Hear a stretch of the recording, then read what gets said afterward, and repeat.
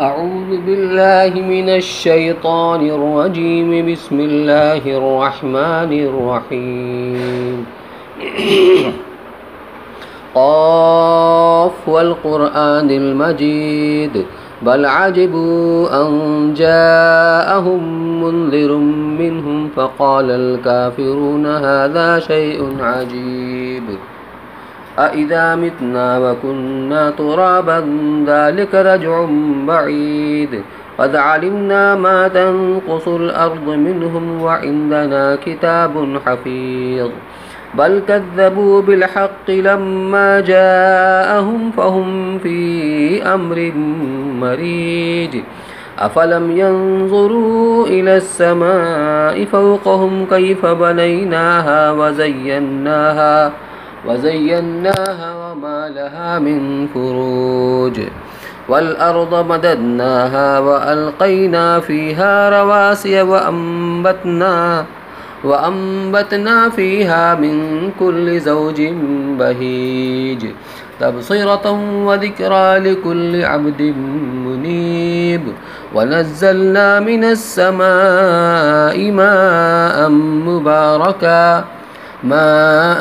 مباركا فأنبتنا به جنات وحب الحصيد والنخل باسقات لها طلع نضيد رزقا للعباد وأحيينا به بلدة ميتا كذلك الخروج كذبت قبلهم قوم نوح وأصحاب الرس وثمود وعاد وفرعون وإخوان لوط وأصحاب الأيكة وقوم تبع كل كذب الرسل فحق وعيد أفعينا بالخلق الأول بل هم في لبس من خلق جديد صدق الله العلي العظيم.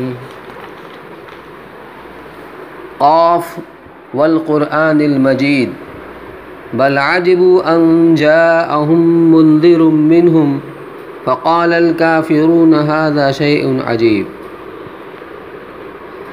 اس صورت میں بیشتر مضامین آخرت، قیامت، مردوں کے زندہ ہونے اور حساب کتاب سے متعلق ہیں، اور یہی مناسبت اس کو پہلی سورہ حجرات سے ہے کہ اس کے آخر میں انہی مضامین کا ذکر تھا۔ اس صورت کی خاص اہمیت اس حدیث سے معلوم ہوتی ہے جس میں ام ہشام بنت حارثہ ابن نعمان رضی اللہ تعالی عنہ کہتی ہیں کہ میرا مکان رسول اللہ صلی اللہ علیہ وسلم کے بہت قریب تھا، اور 2 سال تک ہمارا اور رسول اللہ صلی اللہ علیہ وسلم کا تنور جس میں روٹی پکتی تھی ایک ہی تھا۔ مجھے سورہ قاف اس طرح حفظ ہوئی کہ رسول اللہ صلی اللہ علیہ وسلم یہ سورت ہر جمعہ کو منبر پر خطبہ میں تلاوت فرماتے تھے۔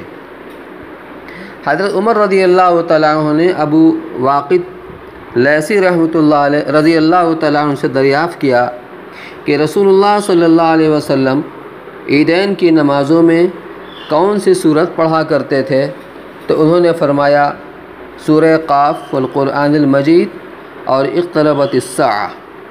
اور حضرت جابر رضی اللہ تعالیٰ عنہ سے منقول ہے کہ رسول اللہ صلی اللہ علیہ وسلم صبح کی نماز میں بکثرت سورہ قاف تلاوت فرماتے تھے۔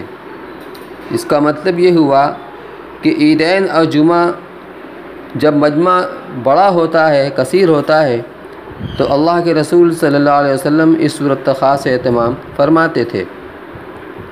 سورت کی ابتدا ہی اس طرح ہوئی ہے کہ اللہ تعالیٰ نے قسم کھائی ہے، لیکن کس بات کی قسم کھائی جا رہی ہے صراحت کے ساتھ اس کا ذکر نہیں ہے۔ تاہم آگے جو بات ذکر کی جا رہی ہے اس سے معلوم ہوتا ہے کہ آپ صلی اللہ علیہ وسلم کے پیغمبر برحق ہونے کی قسم کھانا مقصود ہے کہ آپ کو قیامت سے ڈرانے کے لیے بھیجا گیا ہے، مگر ان لوگوں نے نہ مانا۔ یہ دونوں باتیں مشرکین کو بڑی عجیب معلوم ہوتی ہیں۔ ایک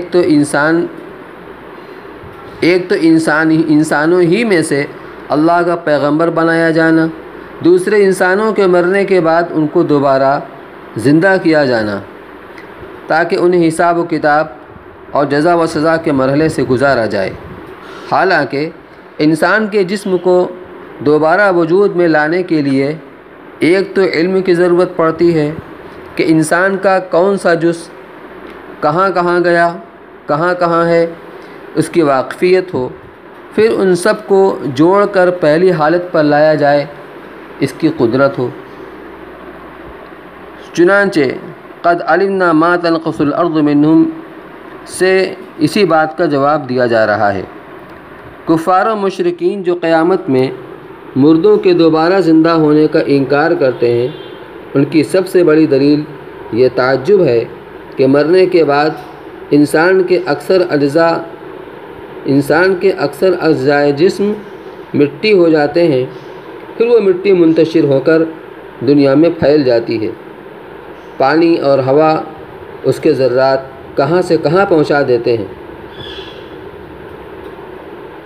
قیامت میں دوبارہ زندہ کرنے کے لیے ساری دنیا میں بکھرے ہوئے اجزاء کو معلوم رکھنا کہ یہ جزو فلاں کا ہے، یہ فلاں کا، اور پھر ہر ایک کے اجزاء کو الگ الگ جمع کر دینا کس کے بس کی بات ہے؟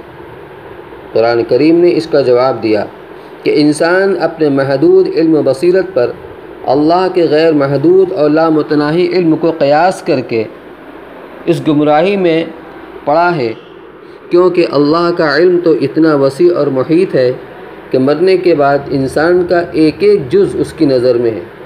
وہ جانتا ہے کہ مردے کے کس کس حصہ کو زمین نے کھا لیا ہے، کیونکہ اس کی کچھ ہڈیاں تو اللہ تعالیٰ نے ایسی بنائی ہیں کہ ان کو زمین نہیں کھاتی، اور جن کو زمین کھا کر مٹی کر دیتی ہے، وہ مٹی دنیا جہان کے جس گوشے میں پہنچتی ہے، وہ سب کچھ اللہ کی نظر میں ہے۔ جب وہ چاہے گا سب کو ایک جگہ جمع کر دے گا۔ اور ذرا غور تو کرو، اس وقت ہر انسان کا جسم جن اجزاء سے مرکب چلتا پھرتا نظر آتا ہے، اس میں بھی تو ساری دنیا کے مختلف گوشوں کے اجزاء جمع ہیں۔ کوئی غذا کے صورت سے، کوئی دوا کی صورت میں، سارے عالم کے مختلف شہروں اور جنگلوں کے اجزاء ہی تو ہیں جن سے یہ موجود جسم مرکب ہوا ہے۔ پھر اس کے لیے کیا دشوار ہے کہ دوبارہ ان اجزاء کو دنیا میں منتشر کرنے کے بعد پھر ایک جگہ جمع کر دے۔ اور صرف یہی نہیں کہ اب مرنے اور مٹی ہو جانے کے بعد انسان کے یہ اجزاء اس کے علم میں آئے ہوں، بلکہ انسان کے پیدا کرنے سے پہلے ہی اس کی زندگی کا ہر لمحہ اور اس میں پیدا ہونے والے تغیرات، اور پھر مرنے کے بعد اس پر کیا کیا حالات پیش آئیں گے، وہ سب کا سب اللہ تعالیٰ کے پاس پہلے سے لکھا ہوا، یعنی تحریری شکل میں لوح محفوظ میں موجود ہے۔ پھر جو ایسا علیم و بصیر ہے اور جس کی قدرت اتنی کامل اور سب چیزوں پر حاوی ہے، اس کے متعلق یہ تعجب کرنا خود قابل تعجب ہے۔ ما تنقص الارض کی تفسیر حضرت ابن عباس، مجاہد رضی اللہ تعالیٰ عنہ اور جمہور مفسرین سے منقول ہے۔ بل کذبوا بالحق لما جاءہم فہم فی امر مریج۔ یہاں سے اس بات کو بتلانا ہے کہ اللہ تعالیٰ نے ان کفر، سرکشی اور جو بات بعید از عقل نہیں ہے، اللہ تعالیٰ نے ان کفر، سرکشی اور جو بات بعید از عقل نہیں ہے اسے بعید سمجھنے کا سبب بیان کرتے ہوئے فرمایا، بلکہ عجیب بات یہ ہے کہ یہاں سے اس بات کو بتانا ہے کہ اللہ تعالیٰ نے ان کا کفر، سرکشی اور جو بات بعید از عقل نہیں ہے اسے بعید سمجھنے کا سبب بیان کرتے ہوئے فرمایا، بلکہ عجیب بات یہ ہے کہ جب ان کے پاس دین حق آ پہنچا تو انہوں نے اس کو جھوٹ سمجھا۔ یہ ایک الجھی ہوئی متزلزل حالت میں ہے۔ لفظ مریج کے معنی لغت میں مختلط کے ہیں، جس میں مختلف چیزوں کا اختلاط و التباس ہو، اور ایسی چیز عموماً فاسد ہوتی ہیں۔ اسی لیے حضرت ابو ہریرہ رضی اللہ تعالیٰ عنہ نے مریض کا ترجمہ فاسد سے کیا ہے۔ مطلب یہ ہے کہ یہ کفار و منکرین رسالت اپنے انکار میں بھی کسی ایک بات پر نہیں جمتے۔ کبھی آپ کو ساحر و جادوگر بتلاتے ہیں، کبھی شاعر کہتے ہیں، کبھی کاہن و نجومی کہتے ہیں۔ ان کا کلام خود ملتبس و فاسد ہے۔ جواب کس کا دیا جائے؟ افلم ينظروا الى السماء فوقهم کیف بنیناها وزیناها وما لها من فروج۔ یہاں سے اللہ تعالیٰ کی قدرت کاملہ کا بیان ہے جو آسمان و زمین اور ان کے اندر پیدا ہونے والی بڑی بڑی چیزوں کی تخلیق کے حوالے سے کیا گیا ہے۔ اس میں آسمان کے متعلق فرمایا وما لها من فروج۔ فروج فرج کی جمع ہے جس کے معنی شق اور پھٹن کے آتے ہیں۔ مراد یہ ہے کہ آسمان کا اتنا بڑا عظیم الشان کرہ حق تعالیٰ نے بنایا ہے، اگر انسان کی بنائی ہوئی چیز ہوتی تو اس میں ہزار جوڑ اور پیوند اسی طرح شقوق کے نشانات پائے جاتے۔ ہمارا یہ روزانہ کا مشاہدہ ہے کہ جب کوئی بڑی چھت اس کی سلاب ڈھالی جاتی ہے جو ایک ساتھ ایک وقت میں نہیں ہو سکتی اور اس میں جوڑ لگانا پڑتا ہے تو بعد میں اس کا جوڑ صاف نظر آتا ہے۔ مگر تم آسمان کو دیکھتے ہو، اس میں نہ کوئی پیوند لگا ہوا ہے، نہ کسی جگہ سے جڑائی اور سلائی کے نشان نظر آتے ہیں۔ اس سے اس کی نفی نہیں ہوتی کہ آسمان میں اللہ تعالیٰ نے دروازے بنائے ہیں، کیونکہ دروازے کو شق نہیں کہا جاتا۔ کذبت قبلہم قوم نوح۔ سابقہ آیات میں کفار کی تکذیب رسالت اور آخرت کا ذکر تھا، جس سے آپ صلی اللہ علیہ وسلم کی ایذا پہنچنا ظاہر ہے۔ اس آیت میں حق تعالیٰ نے آپ کی تسلی کے لیے پچھلے انبیاء علیہ السلام اور ان کی امتوں کے حالات بتلائے ہیں کہ ہر پیغمبر کو منکرین و کفار کی طرف سے اس طرح کی ایذائیں پیش آتی ہی رہی ہیں اور یہ سنت انبیاء ہے۔ اس سے آپ شکستہ خاطر نہ ہوں۔ قوم نوح کا قصہ قرآن میں بار بار آیا ہے کہ 950 برس تک نوح علیہ السلام ان کی اصلاح کی کوشش کرتے رہے، مگر قوم کی طرف سے نہ صرف انکار بلکہ طرح طرح کی ایذائیں بھی پہنچتی رہیں۔ اور اگر غور کیا جائے تو اس کے ساتھ ساتھ منکرین و کفار کو دھمکی بھی ہے کہ جس طرح اللہ تعالیٰ نے ان قوموں کی تکذیب و انکار کے نتیجے میں ان کو ہلاک و برباد کیا، تمہارے ساتھ بھی ویسا ہی معاملہ کیا جا سکتا ہے۔ اس میں مختلف قوموں کا ذکر آیا ہے۔ قوم عاد جن کی طرف ہود علیہ السلام کو مبعوث کیا گیا، سمود کی طرف حضرت صالح علیہ السلام کو، فرعون کو تو سبھی جانتے ہیں۔ اخوان لوط سے مراد لوط علیہ السلام کی امت ہے۔ اصحاب الایکہ ایک گھنے جنگل کو کہتے ہیں۔ یہ لوگ ایسے ہی مقام پر آباد تھے جن کی طرف شعیب علیہ السلام کو مبعوث کیا گیا۔ اور قوم تبع یمن کے ایک بادشاہ کا لقب ہے جو اپنی قوم کے ایمان لے آیا تھا مگر بعد میں اس کی قوم گمراہ ہو گئی، یہاں اسی کا ذکر ہے۔ اور اصحاب الرس سے مراد وہ مسلمان ہیں جو حضرت صالح علیہ السلام پر ایمان لے آئے تھے اور اپنے مقام سے منتقل ہو کر ایک کنویں کے پاس جا کر ٹھہر گئے جس کی دیواریں کچی تھیں۔ کچھ وقت گزرنے کے بعد ان کی نسل میں بت پرستی شروع ہو گئی۔ حق تعالیٰ نے ان کی اصلاح کے لیے ایک نبی کو بھیجا جن کو انہوں نے قتل کر ڈالا۔ ان پر خدا کا عذاب آیا۔ ان کا کنواں جس پر ان کی زندگی کا انحصار تھا وہ بیکار ہو گیا اور عمارتیں ویران ہو گئیں اور یہ سب لوگ بالآخر سامان عبرت بن گئے۔ یہ تو ان آیات کا خلاصہ تھا۔ اب آپ ترجمہ سماعت فرما لیں۔ قاف یہ حروف مقطعات میں سے ہے جس کا معنی، جس کی مراد اللہ کے سوا کوئی نہیں جانتا۔ والقرآن المجید، قسم ہے قرآن مجید کی۔ بل عجبوا ان جاءهم منذر منهم فقال الكافرون هذا شيء عجیب، بلکہ اس بات پر تعجب ہوا کہ ان کے پاس انہی میں سے ایک ڈرانے والا پیغمبر آ گیا۔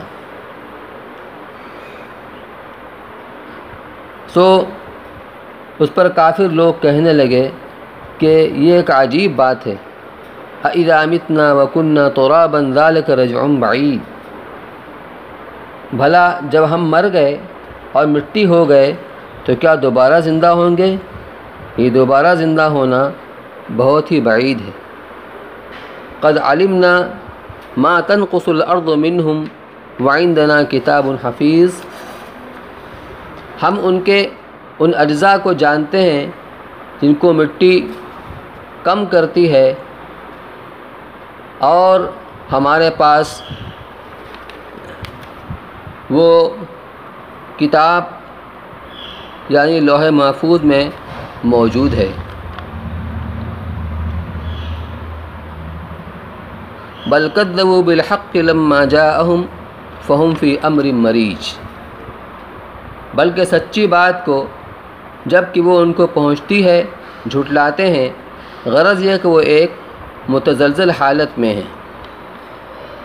افلم ينظروا الى السماء فوقهم كيف بنيناها وزيناها وما لها من فروج، کیا انہوں نے اپنے اوپر آسمان کو نہیں دیکھا کہ ہم نے اس کو کیسا بنایا اور اس کو آراستہ کیا اور اس میں کوئی رکھنا تک نہیں؟ والارض مددناها والقینا فیها رواسي وانبتنا فیها من كل زوج بہیج، اور زمین کو ہم نے پھیلایا اور اس میں پہاڑوں کو جما دیا اور اس میں ہر قسم کی خوشنما چیزیں اگائیں۔ تبصرۃ و ذکریٰ لکل عبد منیب، جو ذریعہ ہے دانائی اور بینائی کا ہر رجوع ہونے والے بندے کے لیے۔ ونزلنا من السماء ماء مبارکا فانبتنا به جنات وحب الحصید والنخل باسقات لها طلع نضید، اور ہم نے آسمان سے برکت والا پانی برسایا، پھر اس سے باغ اگائے اور کھیتی کا غلہ اور لمبی لمبی کھجور کے درخت جن کے گپھے خوب گندے ہوئے ہوتے ہیں۔ رزقا للعباد واحیینا به بلدۃ میتا کذالک الخروج، بندوں کو رزق دینے کے لیے، اور ہم نے اس کے ذریعے سے مردہ زمین کو زندہ کیا، اسی طرح زمین سے نکلنا ہوگا یعنی مردوں کا۔ کذبت قبلہم قوم نوح واصحاب الرس وثمود وعاد وفرعون واخوان لوط واصحاب الایکۃ وقوم تبع کل کذب الرسل فحق وعید، ان سے پہلے قوم نوح اور اصحاب الرس اور سمود اور عاد اور فرعون اور قوم لوط اور اصحاب ایکہ اور قوم تبع تکذیب کر چکے ہیں، سب نے پیغمبروں کو جھٹلایا، سو میری وعید ان پر محقق ہو گئی۔ افعینا بالخلق الاول بل هم فی لبس من خلق جدید، کیا ہم پہلی بار کے پیدا کرنے میں تھک گئے، بلکہ یہ لوگ از نو پیدا کرنے کی طرف سے شبہ میں پڑے ہوئے ہیں۔ فقط سبحان اللہ بحمدی سبحانک اللہم وبحمدک نشہد ان لا الہ الا انت نستغفرک ونتوب الیک۔